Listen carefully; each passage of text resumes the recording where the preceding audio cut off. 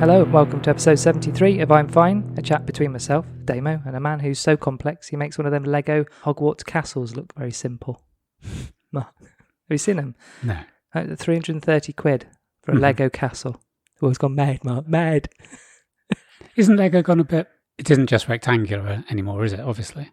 Lego? Yeah. Some bits are. Yeah.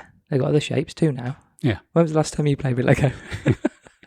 I had red, white and blue blocks. I had one set of Lego when I was at home and it built a house. Okay. Because it had a roof and rectangular bits. Okay, cool. This is a chat around the subjects of health, wealth, well-being, fitness, sport, and the big question, are we being played? You reckon? Don't know. I say no. Contentious. Discuss. Yeah. We're all work in progress and this podcast is no exception. In short, it's spoken our perfectly imperfect lives. And if we can make just one person feel like they're not alone in all this madness, then the work is done. Make sure you subscribe to us in your podcast app of choice. And if you can give us a rating on Apple Podcasts, then that'd be very special. Follow us on the socials, search for I'm Finecast and get in touch with us via email, imfinecast@gmail.com. Coming up. Warm up. What?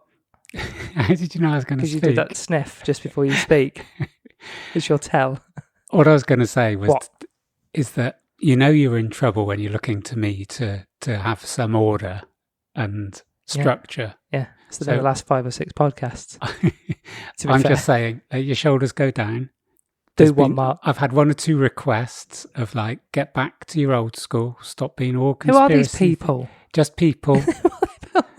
I don't think they exist. They do. I think they're in all my in your mind. head. Right. What you're saying? You're telling me to chill out and just relax and it'll be fine. So we'll you're telling me, Mark, because when you're not in a good mood, last thing you want is people telling you to chill out. I just think if you turn that frown upside down. Yeah. Is like this working? my flat palm into a clenched fist. Yeah. Yeah. No, I'm fine, honestly. Phew. I'm really hot. I don't think I didn't read the room. I don't think I'm okay. No, it is hot in here. Yeah, I've opened the window. It's still not working. I think it's just hotter. I think it's getting warmer outside. Yeah. Isn't it? Yeah. Sea level's rising. Yeah. We better hurry up. We could be on fire in about 20 minutes. The brook might take us over, mightn't it? Yeah. I don't even know where I was. Where was I? Coming up? Did I do that bit? Yeah. Well, warm up and straight catch-ups and bookmarks. I don't think we've got any of those things. Work-life balance. We're going to talk about the Great Reset. Yeah. That is something I've actually got written down that we're going to do. Yes. And in Brain Food, I just want to do a little thing on magic mushrooms. Mm-hmm. I thought we should take some and see what happened. Yeah. Good. You're joking? We don't. Yeah, I'm joking. No, well, I don't think that is a joke. I'd like to, because... It's a joke now, because it's not going to happen. I haven't got any. Oh. I wouldn't even know where to get any from. You would. Your neighbour. Would that be right? Well, no one knows where you live, so I can say that, right? Is that okay? Yeah. They don't listen, do they, your neighbour? No. My brother always said, whenever you see a car that has, like, for sale, a little for sale, like a crappy A4, doesn't matter what it is, but an A4 printout says for sale, and it's just a mobile number. That's basically a drug dealer. Is it? Yeah. Oh, okay. Because you don't have for sale, then just a number, do you? You put for sale, mileage. No mileage. Yeah. Good runner. So, sold as seed. I don't know. You just won't put your moat anyway. That's what he always says. Another life hack there. So maybe another day we'll take some mushrooms. If you get older, Sam, I'm all in. All right? We'll sit here. I was just saying because Sam Harris has talked about it. Harris, no, I've mentioned him for ages. I haven't. But he's been talking about the use of... hallucinogenics. Yeah. Yeah. As like a real thing. And this is a real thing. What do you think this is? Pretend? I'm just pulling things out of the air. I'll tell you what mushrooms you could have brought. Those ones with coconut on. What? The mushrooms with coconut on. No, no. You must know those. No. You don't know those? No, I don't know those. You don't get out much. Look up sweet mushrooms. What have you been doing? Just going and eating sweets? I've eaten so much shit in the last few days. That's your problem, isn't it? Sorry. Episode 73 will be 18 minutes before Mark. Honestly, if there's I guess a bag, you'd have a bag of magic mushrooms, would you? Is that they come in a bag? Imagine they come in a sweaty bag. I'd imagine because I reckon they'd be moist. No, I and think sweaty. they'd be more like Little Red Riding Hood. You go out with your wicker basket and your red and white gingham and your bonnet. Pick the yeah. What, well, your bonnet so you don't get recognised. Pick the magic mushrooms. Oh, you and a mask. Remember? Yeah. Because of the spores. Well, that's interesting. When I did grow mushrooms, I had to prove to the governor of Dartmoor that we couldn't grow magic mushrooms. That was number one. And number two was to prove that you couldn't? on coffee ground. You had to prove that you couldn't grow magic mushrooms. Oh, magic mushrooms. We could only grow the oyster. Yeah. Yeah. It's a mushroom growing project. There's no chance that they're going to grow. I was thinking, hey, is this a trick? Setting myself up to fail. I'm going to grow mushrooms on sand. Right. But yeah, they had to be very masked up because a mushroom spores is a very much thing, like mushroom lung or something. Mushroom lung. I don't know. What's that? Anyway, mushroom lung par. Back to the sweet mushrooms. No. Real mushrooms, No. not sweet mushroom, like sweets or actual mushrooms. They would come in the genus. What? The genus, the scientific group, the family. Right. It's Latin. Fucking hell. So the genus of sweet bananas, right, white mice, shrimps. Okay. Yes, I'm on shrimps and the white mushrooms. mice. Yeah, I'm with you. Okay. The mushrooms are Covered in coconut. Okay, I'm not familiar. Desiccated coconut. What else other than coconut ever gets desiccated? Hold on. Is something being desiccated or is coconut a desiccation? The form of coconut, when it's on top of these mushrooms, in sprinkle form. Is is the process of making that called desiccation? Yeah. What else gets desiccated? I think probably a few things do. They just don't get called that. I would say. Just write in and tell us. Because we haven't a clue. No. It's a thought, though, isn't it? Yeah, it's a hell of a thought. That if you're just the only food product that we know, unless, type less loudly, unless you can conjure any up magically.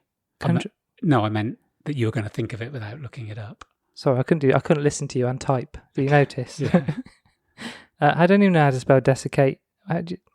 D-E-S-I-C. Oh, okay. So it's to dry out thoroughly, to preserve foods by removing moisture, to make dry, dull, or lifeless. Is that what I'm doing to this podcast?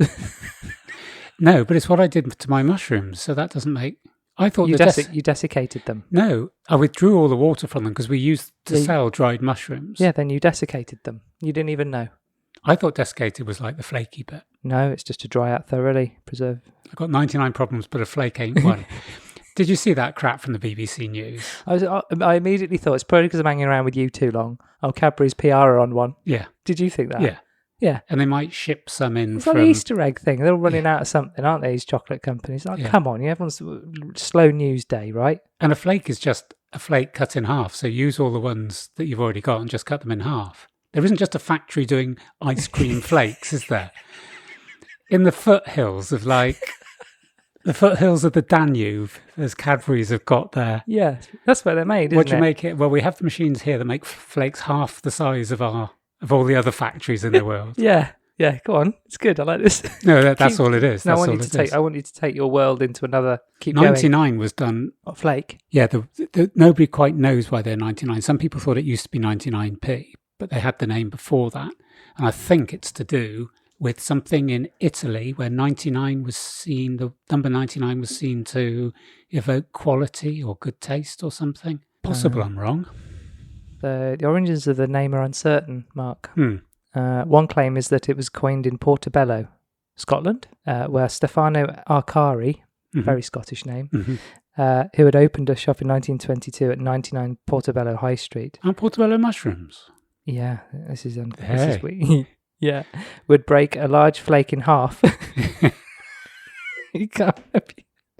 I'm tripping. I think I'm still. I had a bad night's sleep. I think I'm still asleep. And this is a really weird dream. I'm dreaming about podcasts that we haven't written. It's just gone tragically wrong. It's just written itself, spookily so. So this goes on as long as you've come in here lasts. and just gone. We'll just have a chat. That's literally what you said. We'll just have a chat. And it's like, this is all too weird. It's all too planned. Have you looked up your sweet mushrooms yet? Just give me a chance. Okay. I'm telling the listeners about this. Would break a large flake in half and stick it in ice cream. The name derived from the shop's address. A Cadbury representative took the naming idea to his company. So there was one. You had the. No, go on. I do know one fact. What was the name of the guy? Stefano Arcari. Well, he sounds Italian. Yeah, he was Italian, and he had a cousin who also lived on Portobello Road. And the two of them were big rivals, and his cousin came up with the same idea at the same time. He lived at 69 Portobello Road.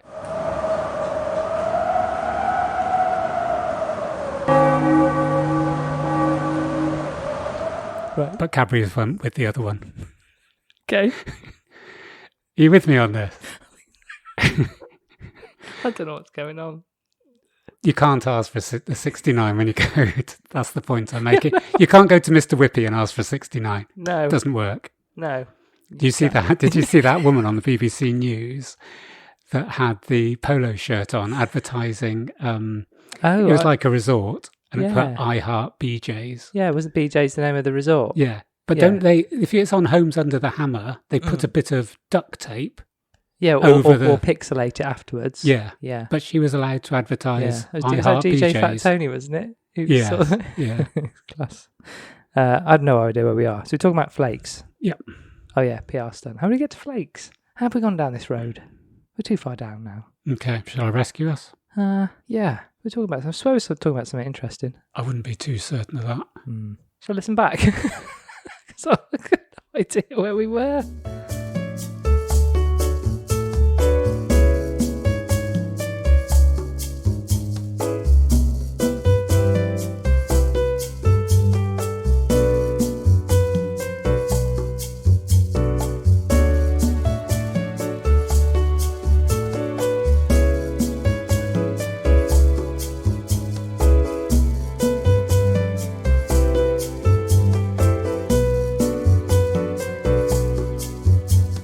I've got a new game.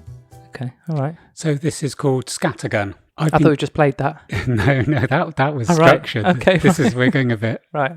So what I'm going to do is I'm going to randomly, we did this once before on some element of my phone. Oh, we've done your screenshot roulette. Yeah, well, this is going to be photo roulette. So although it's screenshots, it's things that have given me thoughts. So I'm going to explain the photo and explain the reason for taking the screenshot. Okay, sounds fun. And you've then got one opportunity to comment or question. Okay. Okay. So I'll show you the photograph. There's the photograph. Yeah. So that's Allison Hammander, a presenter on... Oh, yes, I know her. This Morning. Yes. So this morning, Allison Hammander got into a lot of trouble by saying she wasn't going to have the vaccine, which was quite a brave thing to say. Controversial. So Allison Hammander there is pictured in Madeira. So this morning flew her out to Madeira to celebrate May the 17th, and she's standing outside a swimming pool with... it's May 19th, but there we are. No, the end of the lockdown stuff, the May the 17th. Apologise. So they flew her there for one night, and then with a film crew, filmed her next to a pool with a cocktail in her hand. She was allowed to go on the plane without a vaccine, was she? Yep. Okay. And she's there going, I don't even drink, but I'm so jubilant, I'm going to drink this cocktail. Right. And I've already drunk Madeira wine when I got here, but I don't drink. But I'm that giddy that I'm going to. Oh, really? And then I'm going to go swimming in the pool. And I thought the health and safety police is like, no vaccine, drinking in the morning, then you're going swimming. Yeah, but also, and then you're coming back the next day. How much fucking paperwork has she had to fill out just to get there? Yeah. And do all the lateral flow tests. Yes. All the crew's got to do the lateral flow test, get on the plane, blah, blah, blah, blah, follow all the protocol. Yeah. And then she just drinks and goes in a pool, which no one should ever do. No. Right? But as a photo opportunity, you could have had a green screen and go, imagine I was in Madeira. Do you know what I mean? It's, yeah. You just look at it. So no point to anything. The point was that she was saying just how happy I am because I'm able to do this. I'm a celebrity that's been flown out. That's and you think complete nonsense. Yeah. Okay, next. That's my only one comment. Okay. I've got a feeling that's going to be the same for the next few. You saw this one on my Insta story. It was brilliant. Why was Pingu's dad always doing the washing when they didn't wear clothes? Yes, lovely, and then the bit why, how did he light his pipe? Yeah, but what would have been good in that? And there's a little washing machine. He's a little picture of Pingu sat next to his washing machine, right? Wouldn't it be funny if there's like a black and white penguin outfit in the washing machine? Yeah. They haven't. They got something different. Yeah, that would have been good. Yeah, that's what I meant. Okay, so this will make you smile. This is just cheering you up because the thing that this will cheer you up is you've got to remember this is every day for me. This is every 12 minutes of my life. I'm feeling so much better. Okay, this could be It's like watching EastEnders just to cheer me up. Okay, so someone replied to this woman, this is not the right way to express interest in adopting a pet. She wrote, small dog. So she wrote to an adoption centre, a rescue centre. As in reference to? Yeah. Right. I'm looking to adopt a small dog. Good start. Yeah. Before I get attacked, let me say, I'm not looking to torture or to feed it to a snake or use as bait. Is this the woman from 50 Shades of Halifax? Yeah. No. I just want to open my home and my heart to a dog. I believe pets enhance our lives. I checked Orange County Animal Services, but it seems small dogs are adopted as soon as they hit the front door. Thank you. Ouch. Yeah, it's like, I don't want to There's use too it many as things. bait or There's too many features, things no. in there to comment about. Next. Oh, yeah. The one I sent to you yesterday. So Chelsea... A lot's happened since yesterday. Chelsea were beating Leicester 2-0. Yes. And I was listening to the commentary Yes. on my headphones. Little did I know that I was 10 minutes behind Oh, the commentary. genius. So then something came up on my screen to say it was 2-1, and I'm listening to a commentary saying it's 2-0, and I was thinking, shit, someone has predicted Yeah. a goal in 10 minutes' time. Yeah, and got the goal scorer and the person correct. that did the assist. and the assist correct. So I sent it to you. You texted me and went, Delete. yeah, that was good. Okay. That was only funny because the other day you sent me something about Fulham. You and I got a prediction that Fulham are going to stay up. And I looked at the chat. It was almost mathematically impossible. I was thinking, you're good at maths, right? But you're way out here. If they won the last 3 games 7-0. So, last one. Oh, last 2. Have you seen the thing that's happening on TikTok and sometimes on Instagram Reels where they go, you will only hear the one you read? You have heard this one. There's 2. Oh, we've done that before. Yeah. There's a word Yep. that's recorded. Yep. And whatever you think it is, it sounds like that. Well, so there was like a Green Hornet one or something. Yeah. Wasn't there? So this one is I don't know if we can play it on here. I'll have a go. So Yeah, we can do that. yeah. Okay. So Just so you know what I'm going to say, don't you? Put it next to the microphone. Yeah. You're going to get all funny with me. I was going to throw it out the window, Damo. right, just a minute. So what I'd like you to do is I'm going to play this and I want you to think of the one in green. I don't want you to look at the words because what they say on this is the words you look at. Yes. But I think you can do it with the power of your mind. Okay. Not just you. One can. Yeah, but You're not special. How the listeners are going to know. No, they won't yet because this Okay. is like building tension. Okay. So what I'd like you to do, Right. and I'm going to do it at the same time, is not Yes. look at any lyrics. Okay. But for the part of the tune that we're going to concentrate on, think of the words that she's said in green. Okay. So I'm going to play it.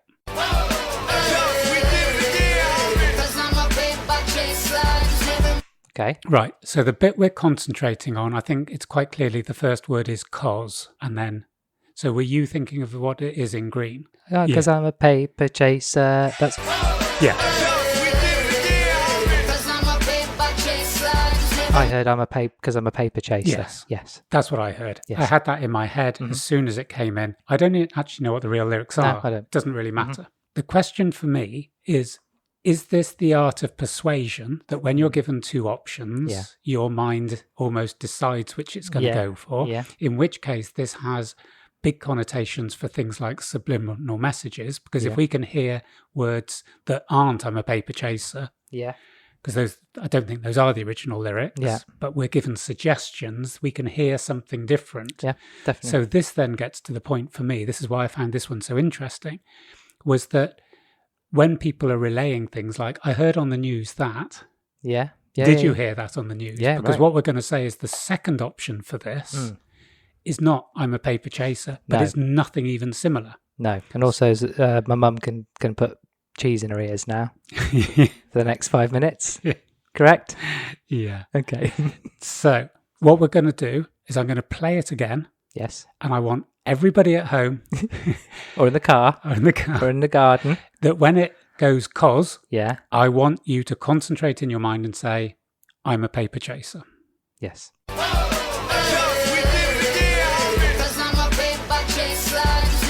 Yeah. And as I'm listening again, clear as day, I'm a paper chaser. Yeah. Right. So it's possible that if You are building this up, aren't you? Christ alive, well, because I Mark. think it goes very much to the point that we would believe 100% they're saying I'm a paper chaser. 100% Mark. 100%. What's the next bit? You'd be doing this to me. You'd be sitting there. Yeah, but just you're like, getting excited and you know what the answer Yeah, I is. do know. Okay. So the second option is different words. Oh, okay. What are they? Dama's mum, you might like to go and sit down and put a baby bell in each ear. What are you saying? She's got big ears. What are you saying? Okay, an Edam. So, Okay. so the words that I want you to now go for Yeah. are, "I'm a big fucking slut." Wow. That is strong, Mark. I mean, they sound totally different. How I know could I've been they? bulking.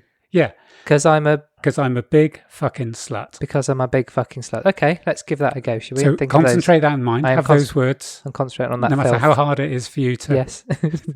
Okay. Here we go. Yep.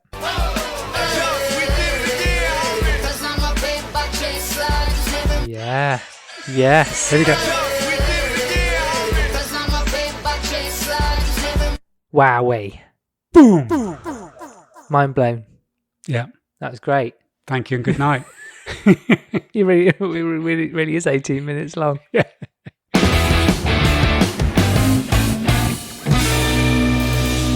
Great reset, Mark. Okie dokie. Would you like me to tee it up? I'd love you to tee it up because examples that I don't want to read from the book. Yeah. People can get the book. Page 1. You go then. You set it up. So first of all, what is the Great Reset? Everyone's saying, aren't they? Everyone who's listening. So the Great Reset is a name of the 50th annual meeting of the World Economic Forum, who we've mentioned before, held in June 2020. It brought together high-profile business and political leaders convened by Charles, Prince of Wales, and the World Economic Forum, with the theme of rebuilding society and the economy in a sustainable way following the COVID-19 pandemic. Yep. So just repeat the date. Yes, June 2020. So following the COVID-19 pandemic, which I think we're still in. Yeah. Correct me if I'm wrong, Mark. In June 2020, the theme of the January 2021 51st World Economic Forum annual meeting was announced as the Great Reset, connecting both in-person and online global leaders in Davos, Switzerland, with a multi-stakeholder network in 400 cities around the world. The Great Reset will also be the main theme of the WEF summit in Lucerne right now, actually. So as we said last time, there's a book that's been released, and you've read that book. Klaus Schwab, founder of the World Economic Forum, believes there will be no getting back to normal after COVID-19 subsides, saying the pandemic represents a global inflection point. Yep. So this is a quote from him. Some analysts call it major bifurcation, which I think is splitting things in two. Others refer to a deep crisis of biblical proportions. But the essence remains the same. The world, as we know it in the early months of 2020, is no more, dissolved in the context of the pandemic. This is what Schwab wrote with Thierry Malloret in the COVID-19 Great Reset book, which you've read.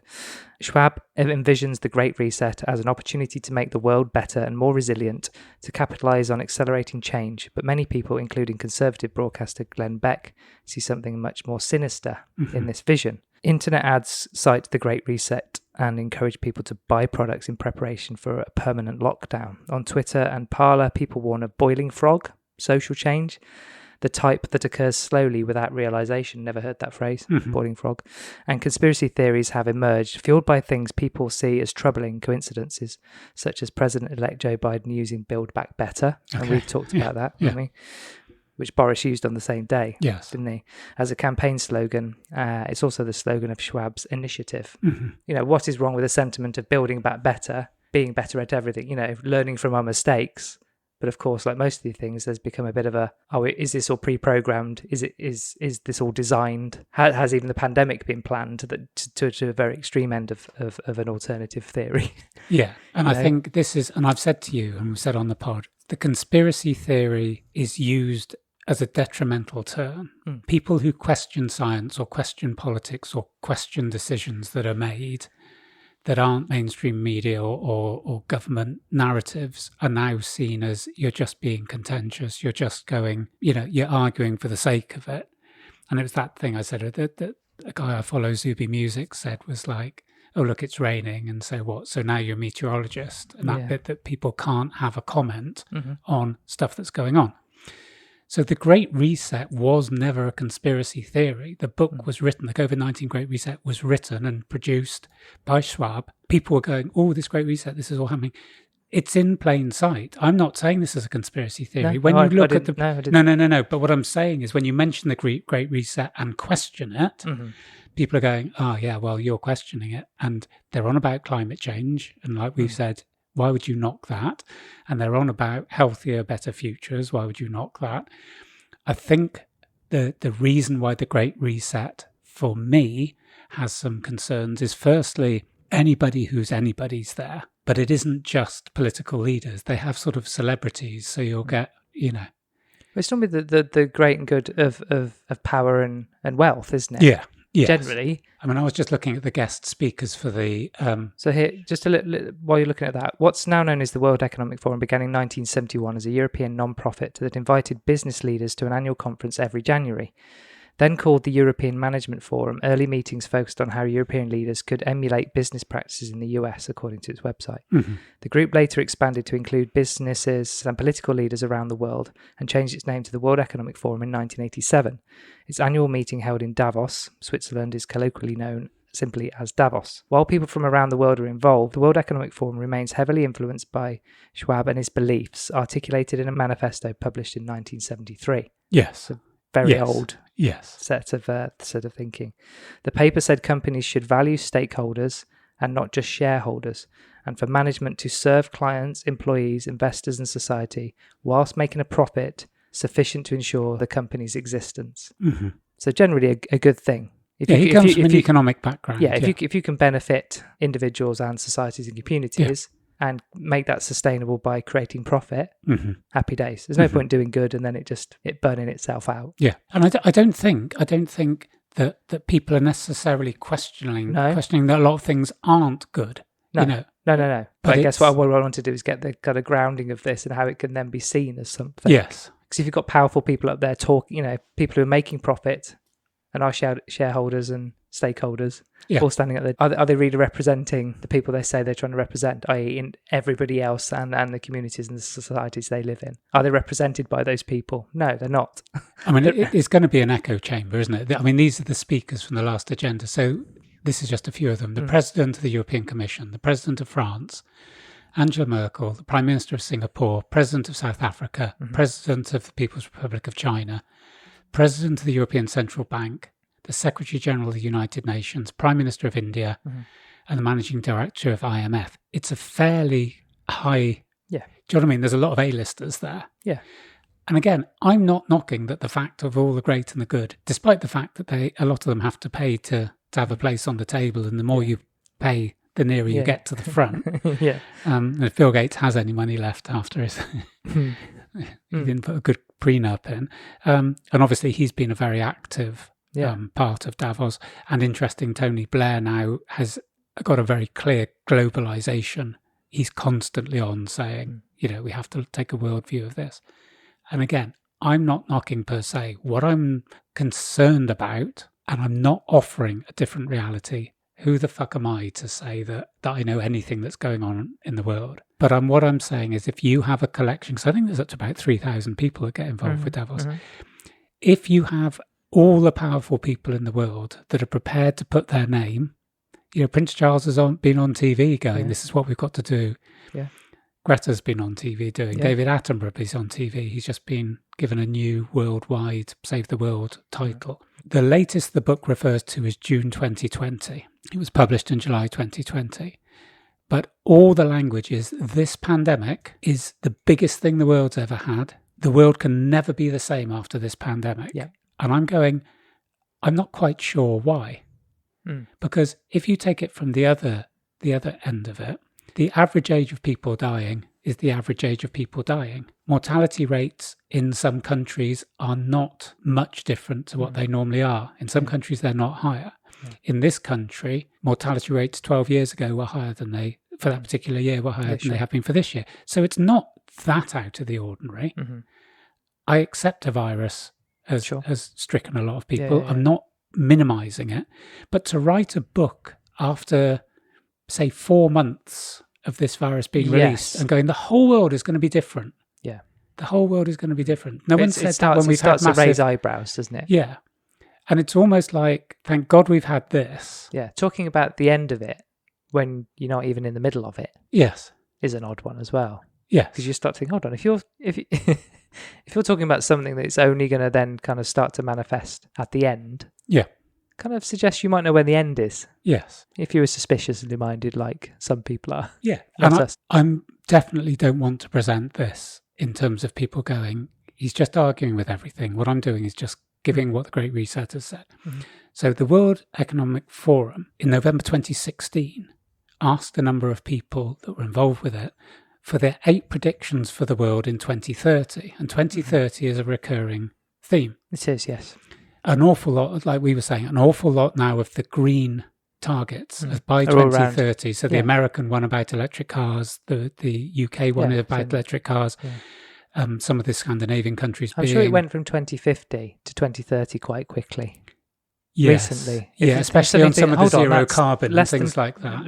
Listen, within 9 years. So in 2016, they had sessions in their annual meeting. In 2017, and they asked experts from our global future councils for their take on the world in 2030.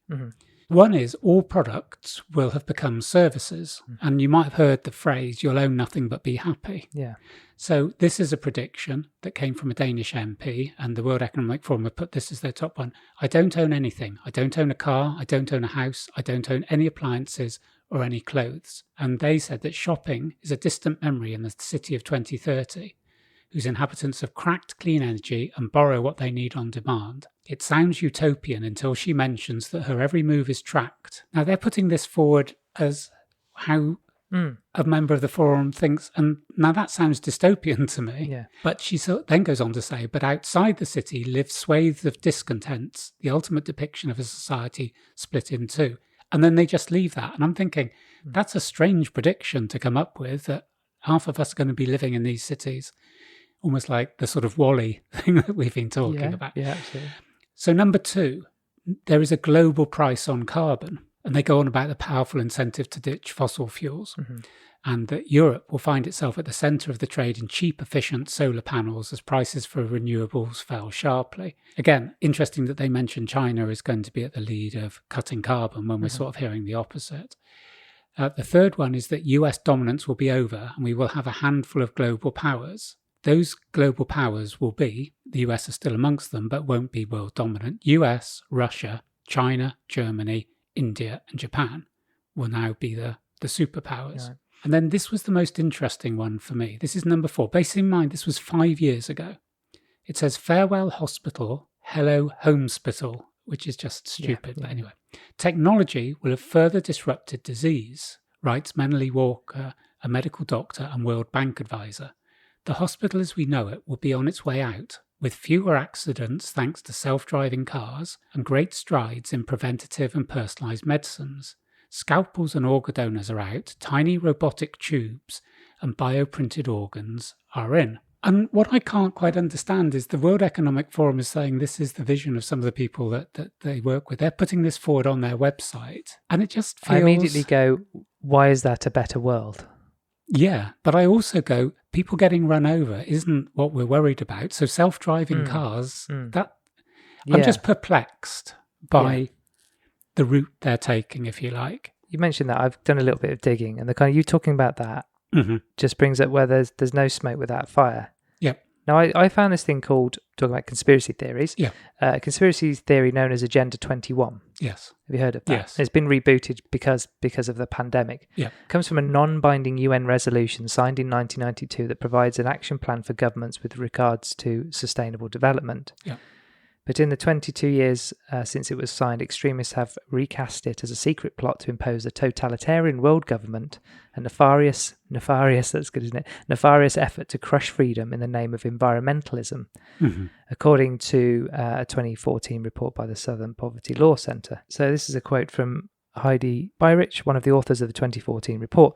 Fears are running rampant in the far right that the coronavirus is some part of a conspiracy, maybe by the Chinese government, other global actors, even George Soros. Not sure who that, do you know? I do know George Soros. To do something to conservatives or Americans. So she said it's not surprising that Agenda 21 will pop up again in that environment. It's called the New World Order UN Agenda 21 2030 Mission Goals. Because you just said 21 2030.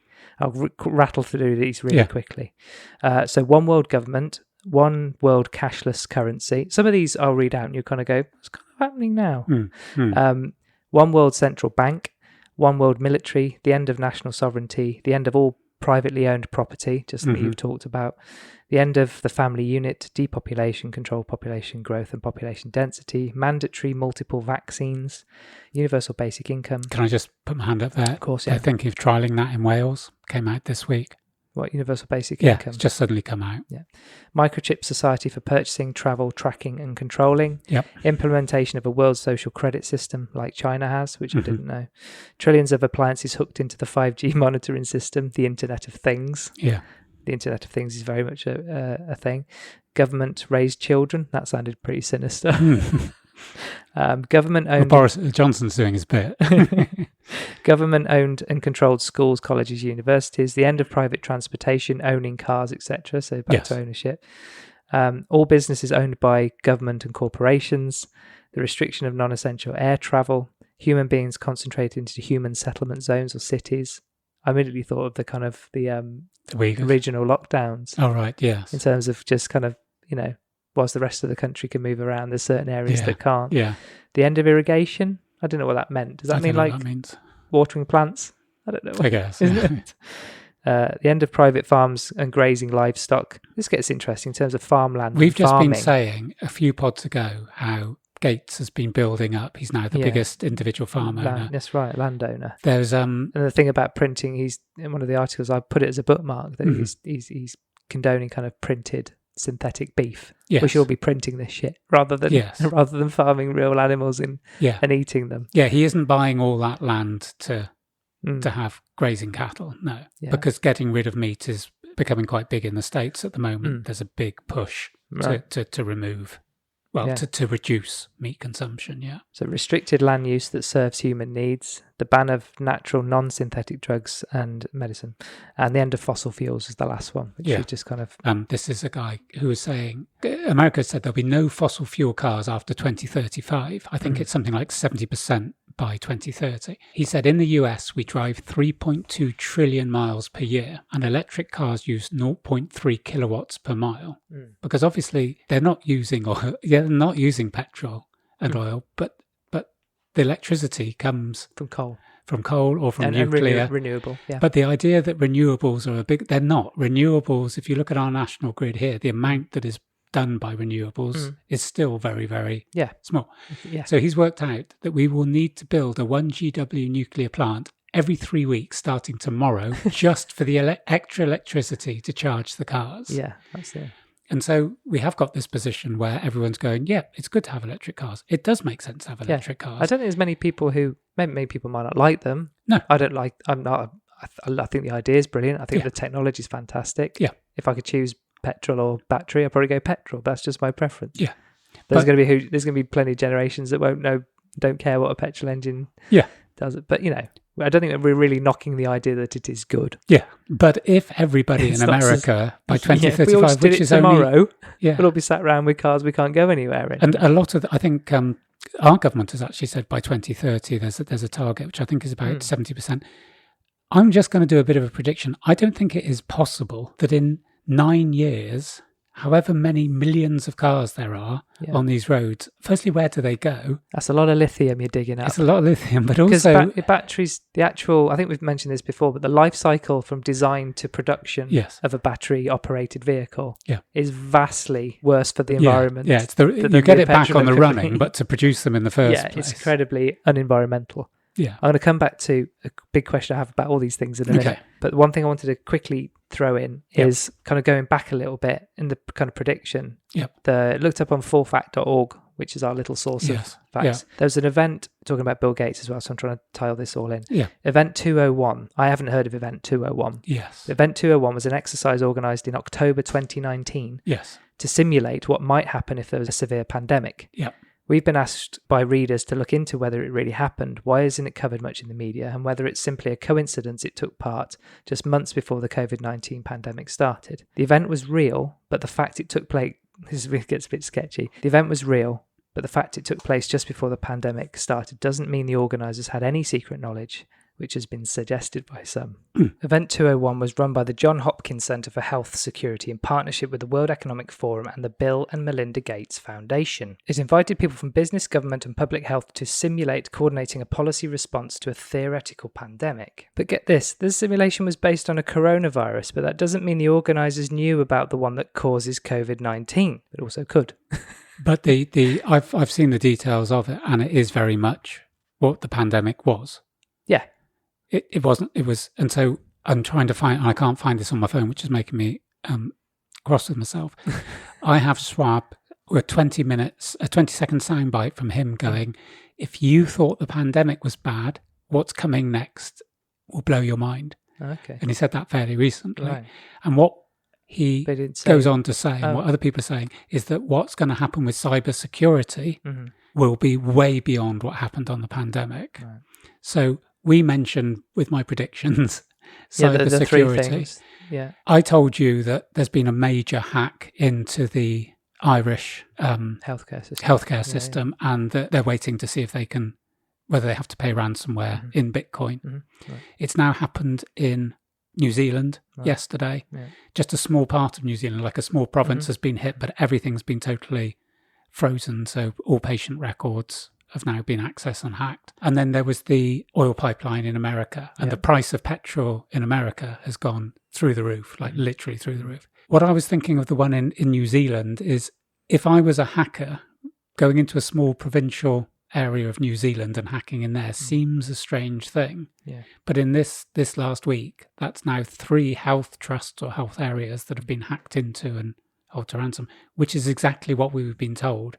That when the pandemic ends, the next big thing is going to be cybersecurity, and then we're going to be really worried. Yeah. And I'm thinking, if I'm a hacker, wouldn't I just be going into a company with loads of money? Why would I go into the health sector in Ireland? And I keep saying about Ireland, and the more I read, and the latest one I heard today is that Pfizer are going to build a manufacturing site in Dublin. And we've been saying about Apple in Dublin, Accenture in Dublin. Yeah, Google, Facebook, they're all there. Everyone's there. And now Pfizer are going to build a manufacturing.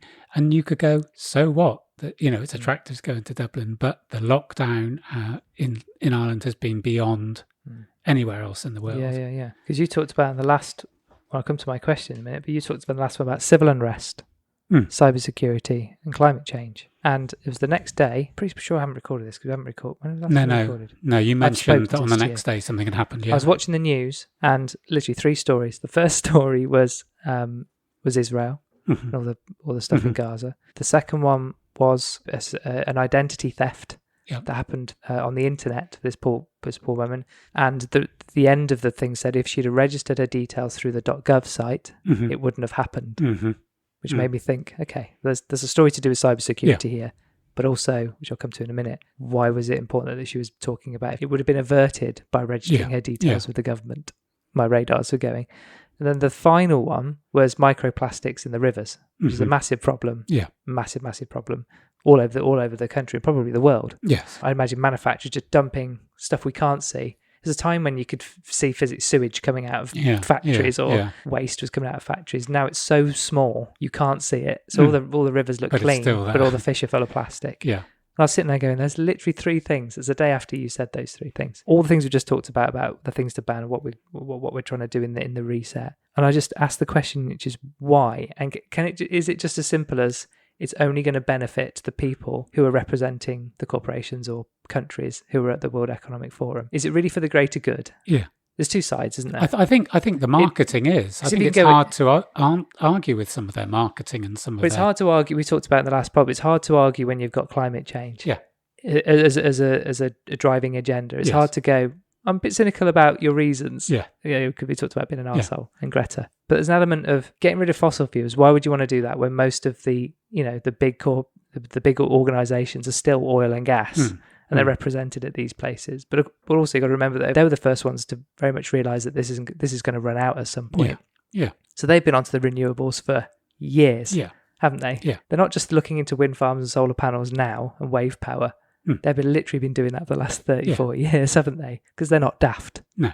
So while they're still selling us the stuff that's left in the soil, they're pushing on with battery technology, capturing electricity. This is where Blockbuster Video went awry, wasn't it? They didn't look ahead. Yeah. So the MP4, right? Yeah. And streaming. Yeah, it's true. I sit here and go, why should we worry? Because aren't they doing really good things? Yep. What am I trying to say? Is there really a sinister undertone to all this we need to be aware of? Or need to start questioning? Because I keep going, this is all very good, but why? Why does all these things happen in Ireland kind of bother you? Because at training yesterday I came and you were like, bang, this has happened, that's happened. I'm like, all I wanted to do is just go, but why?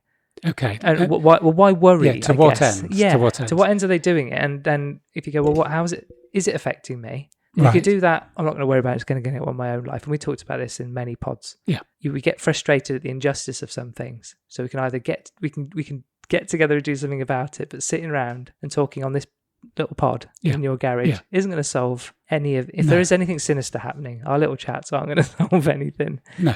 Shaking our fists at the sky is not going to change it. So I'm not shaking my fists at the sky. So I'm doing this instead of my deep dive. So when we were talking before about some of the riots in America, and I was, seeing stuff that I, in retrospect, wasn't good for me to watch to get a better understanding of what was happening, and doing deep dives into particular, whether it was riots or people being shot or whatever it was. I 100% recognise that I cannot alter the course of the world for better or for worse. I totally admit that we've used the word behemoth before. Amazon cannot be tamed. It's do you know what I mean? Facebook can't be tamed. Yeah, but we've also said, isn't it great when you just want something tomorrow and you can go and get somewhere that delivers it tomorrow? Yeah. So you could argue, you could easily argue that our lives are better and more enriched by speed of delivery and products to our door and that kind of thing. Yes, as consumer, you're buying stuff. We're always going to be buying stuff, food, material possessions, whatever it is, right? The battery car is dominated by Tesla. Mm-hmm. Our computers and our phones are dominated by Apple. The software is dominated by Google. Yeah, is that a bad thing? I'm trying to go. If it's, I'm not saying it's worrying. It can be worrying. It can be quite highly questionable. But what have I got to worry about? I can still go in the garden and have a cup of tea and listen to the birds, and life is pretty good, right? Do you know what I mean? I'm not shackled to anything. I know what you're trying to say. So is my life really bad because of all those things? Yes, someone is getting massively rich and massively powerful. And you could argue there's been lots of things in the last 14 months that meant our travel's been restricted and our freedoms have been restricted, but ultimately haven't been completely taken away from us. I'm playing devil's avocado here. I know what you're playing, and I'm trying to... But these are the things that come up when we talk about these things. I'm like, okay, but what we weren't worrying about? Okay. They're trying to create framework systems where we can generally all live all the things they're saying. Get rid of fossil fuels. Yeah, great. Make people healthier, live longer. Brilliant. Feed the world. Excellent idea. They were singing about it in the 80s. Okay, right? Okay, I'll give you an answer to that. I'll give you an answer to that.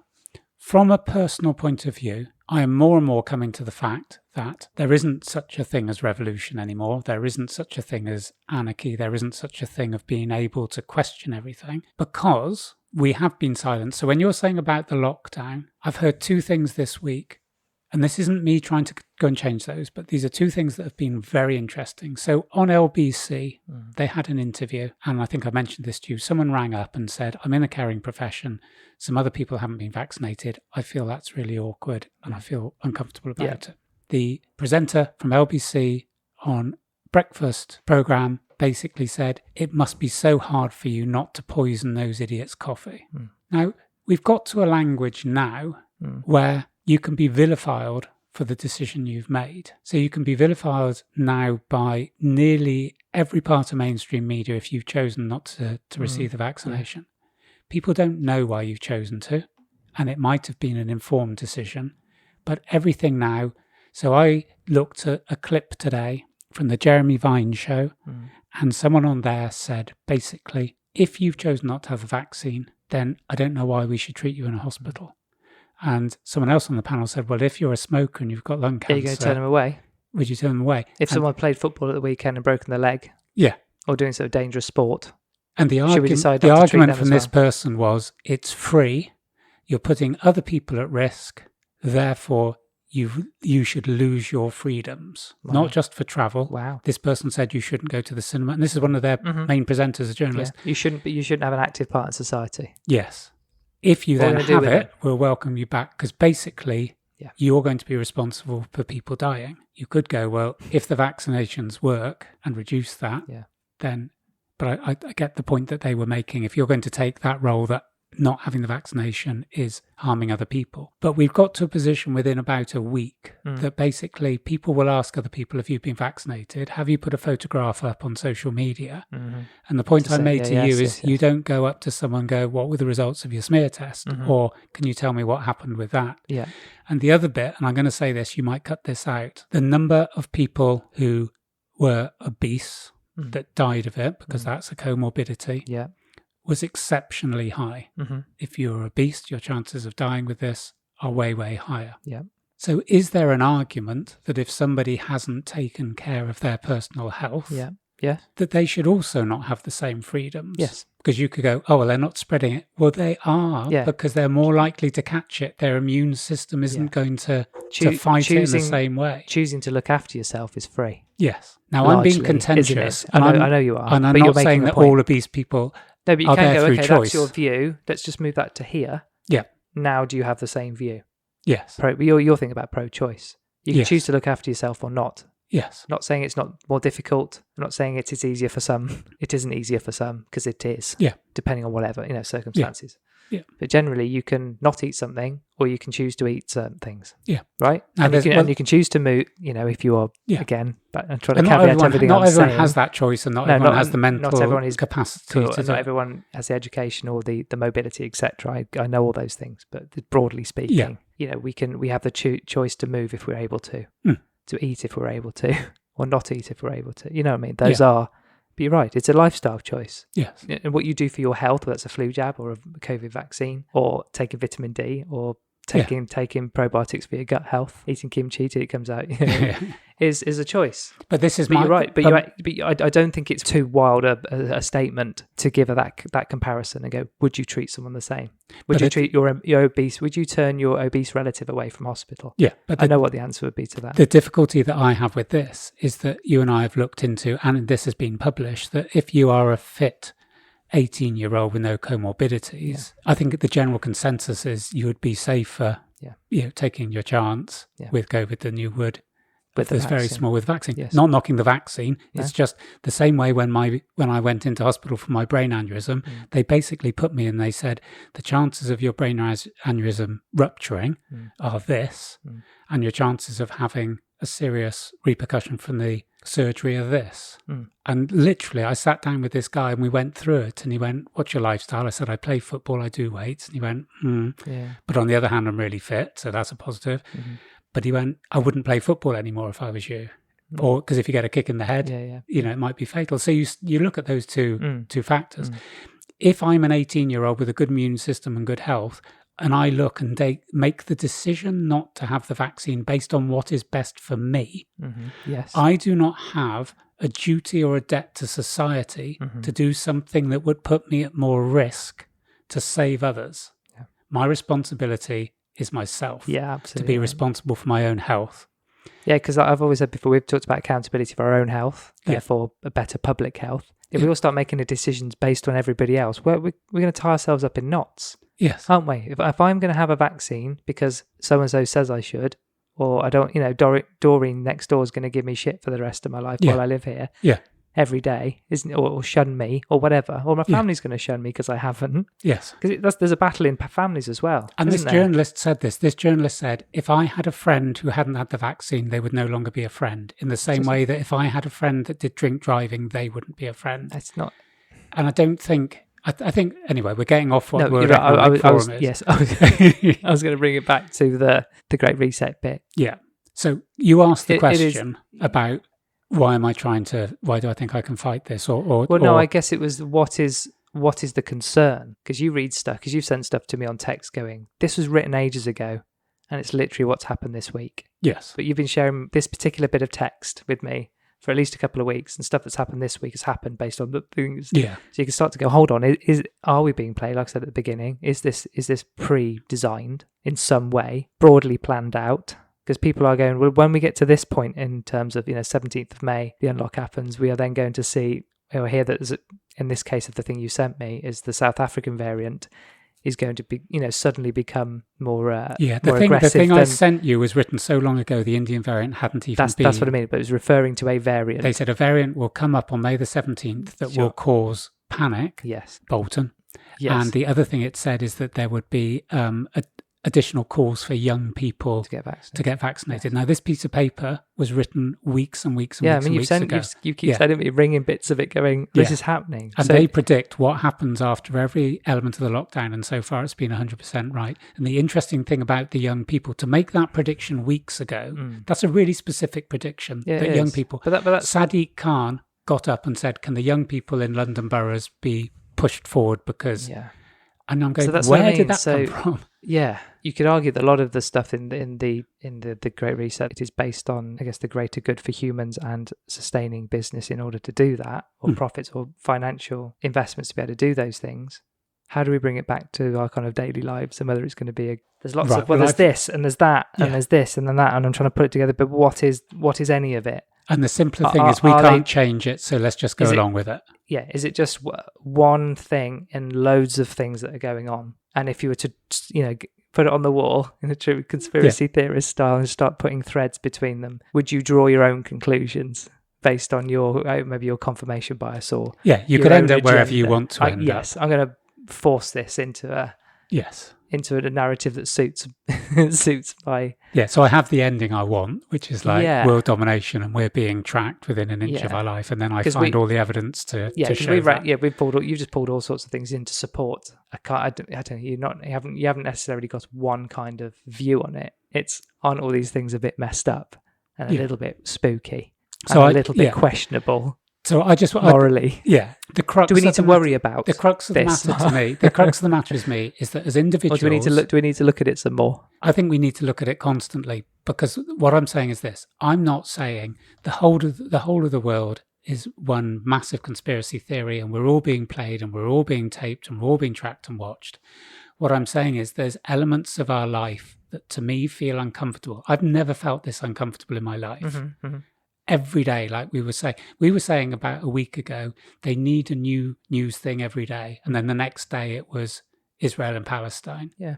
And even then, and you're right about confirmation bias, I saw the news. Well, it's flakes today, wasn't it? Yeah. Well, that's the dog on a skateboard, isn't it? You chuck that in. That's something that was obviously ran out of another news story. But you're right. But it was interesting. The BBC News reported, I think, on the second day of the conflict in Gaza, and they said today it was something like 47 Palestinians died in Gaza and 10 Israelis were killed.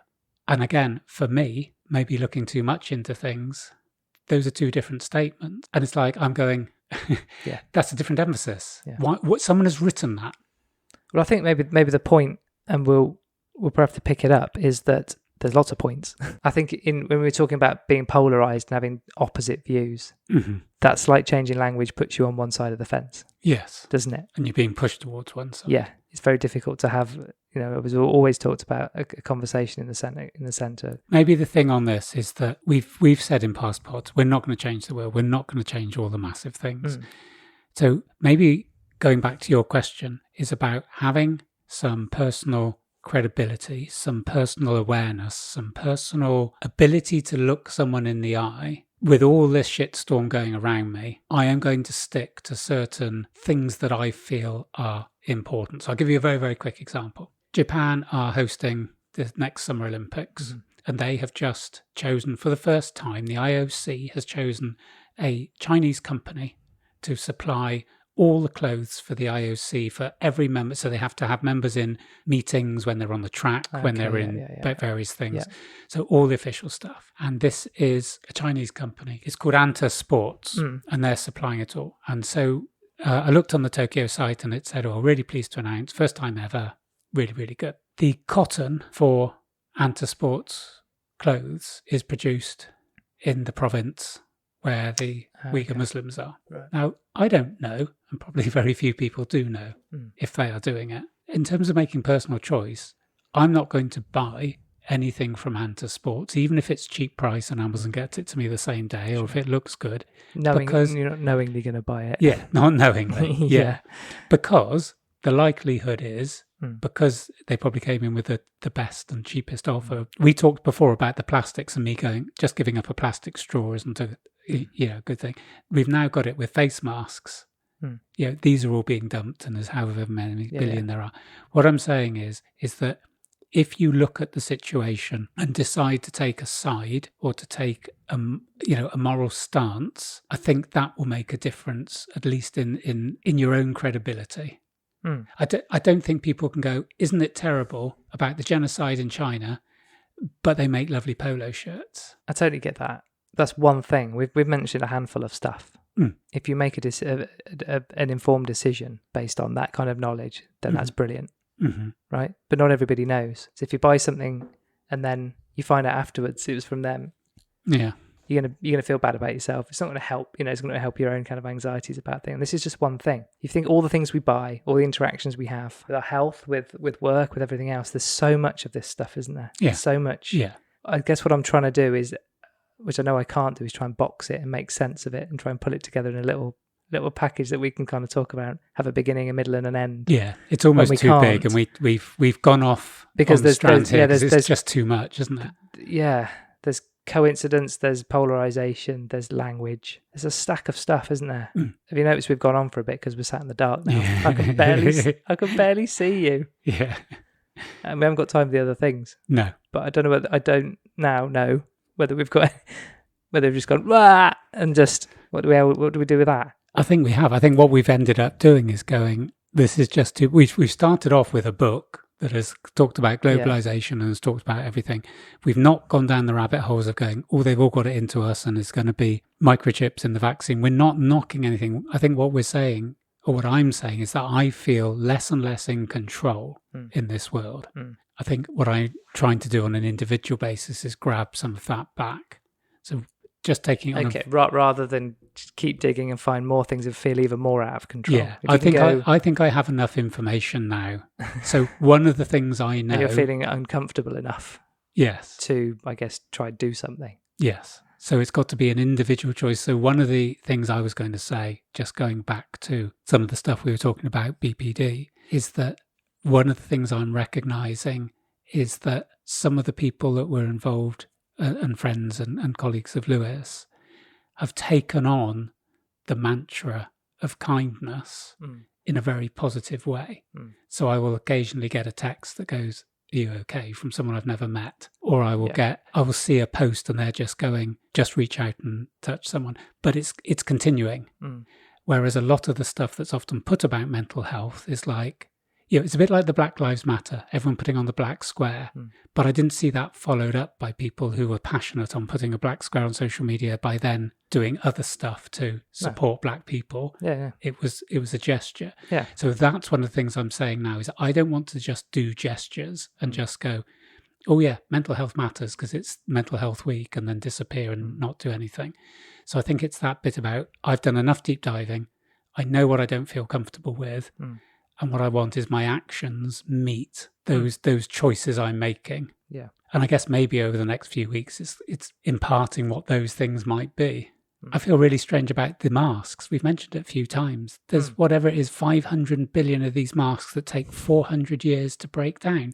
This is doing my nutter. I'm not even right into the climate change thing. And I'm thinking, but we had the whole world up in arms about plastic straws, and these masks are everywhere. We're just going to generate more. And I said about 4 or 5 pods, why aren't we disposing them in a separate way? If they're holding all the bits of virus that we're breathing out, why aren't there yellow boxes and everyone puts their masks in and then they get... Absolutely right. I don't understand that. If it's a I've never been stopped pandemic, because my mask isn't of a high enough grade. No. Okay. So yeah, good luck editing that, as I think I say repeatedly. We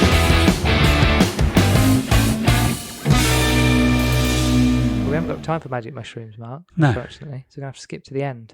Okay. That's it for this episode. Well done for getting this far, and thanks for listening to us. Give us a follow on Instagram at I'mFinecast and send your feedback and ideas to imfinecast@gmail.com. Please give us a review on Apple Podcasts and tell your friends and family what a marvellous time you've had here. A good old time. We're going to have to roll over mushrooms. Yeah. And I was going to put mindfulness. So maybe mindfulness and mushrooms. But we'll probably be picking this up again in some kind of unless we do the what yin I want and to yang. do, you know what? Yin and yang of what? Well, this has just been blur, as you say. It's like being a stream of consciousness. I felt very anxious when I started this, as you know. Yeah. I literally cannot see you now. You can just see the light of the laptops on my face, right? I just feel like I want to, because I know I'm never going to make proper sense of it. But I just want to pull some things together and kind of go, right, can we just look at this bit? And you do that, and I go, but why? Yeah. You know what I mean? To few of those, and then we could probably let them all go again. But yeah, I think we've set all the hairs running. We maybe need to look at them. Yeah, there's a few hairs. Yeah. Have you got anything else to add, Mark? No, I just think we've come a long way from I'm a fat fucking slut to the future of the universe. Was that this podcast? Yeah, that was just today. Was it? Oh, crikey. All right, we're going to have to go. Yeah. I need a toilet. Is that you're good? Yeah, I'm good. I'm Right. good. Okay, we'll see you all next week. Yeah. Cheers. Take care.